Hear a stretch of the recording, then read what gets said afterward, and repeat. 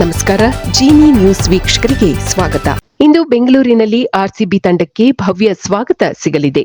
18ನೇ ಆವೃತ್ತಿಯ Indian premier ಲೀಗ್ನಲ್ಲಿ ಜಯ ಗಳಿಸಿ cup ಗೆದ್ದಿರುವ ಆರ್ಸಿಬಿಗೆ ಅದ್ದೂರಿ ಸ್ವಾಗತ ಕೋರಲು ತವರು ನೆಲ ಬೆಂಗಳೂರು ಸಿದ್ಧವಾಗಿದೆ.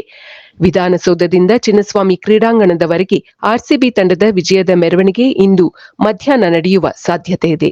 ಈ ಕುರಿತಾದ ಹೆಚ್ಚಿನ ಮಾಹಿತಿಯನ್ನು ಶೀಘ್ರದಲ್ಲಿಯೇ ಹಂಚಿಕೊಳ್ಳಲಾಗುವುದು ಎಂದು ಆರ್ಸಿಬಿಯ ಸಾಮಾಜಿಕ ಜಾಲತಾಣ ತಿಳಿಸಿದೆ. ವಿಧಾನಸೌಧದಿಂದ ಚಿನ್ನಸ್ವಾಮಿ ಕ್ರೀಡಾಂಗಣಕ್ಕೆ ರಜತ್ ಪಾಟಿದಾರ್, ವಿರಾಟ್ ಕೊಹ್ಲಿ ಸೇರಿದಂತೆ ತಂಡದ ಆಟಗಾರರ ಮೆರವಣಿಗೆಯು ಇಂದು ಸಂಜೆ ನಡೆಯಲಿದ್ದು, ಮೈಸೂರಿನ ದಸರಾ ಆಕರ್ಷಣೆಯಾದ ಅಂಬಾರಿ ಬಸ್ ಬಳಕೆಯಾಗಲಿದೆ.